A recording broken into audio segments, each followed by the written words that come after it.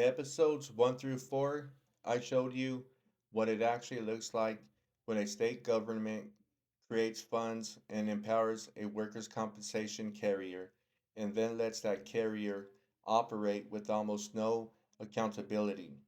This isn't theory, this is my lived experience inside the Texas system.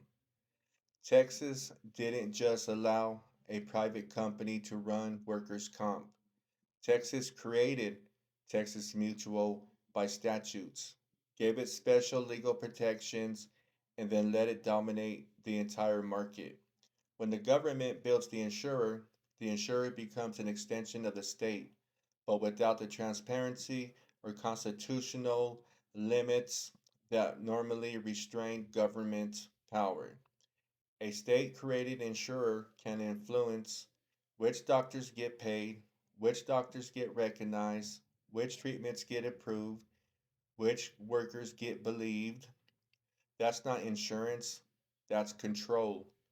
In episodes 2 and 3, I showed the pattern inside my own file. The same injury description repeated, the same denial codes, the same excuses, all designed to shrink the claim, delay care, and push me toward giving up. This is how a system suppresses injured workers without ever saying it out loud. You don't need to threaten someone when you can starve their medical care.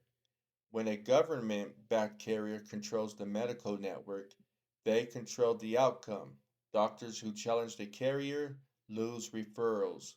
Doctors who comply get steady business. And injured workers get trapped between pain and paperwork.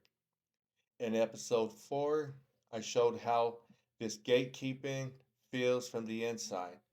The delays, the contradictions, the lost records, the sudden reversals, all of it designed to make you doubt your own injury. Texas is the only state where employers can opt out of workers' comp entirely. Texas Mutual is the largest carrier in the state, and the state itself built a system that allows this imbalance. When a government creates the insurer, controls the rules, and shields the carrier from consequences, the injured worker becomes the easiest person in the system to ignore. This is why labor rights matter. This is why I'm telling this story. Before we dive into today's video, I want to remind you why we even have American labor rights in the first place and why they matter right now more than ever. American labor rights exist because workers in the early 1900s were being injured, silenced, fired, blacklisted, and replaced with no legal protection. The federal government stepped in because the states refused to protect workers on their own.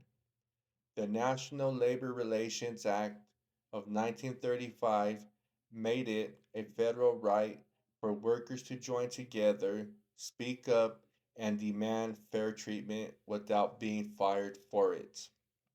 OSHA of 1970 created national safety standards because too many states ignored dangerous workplaces.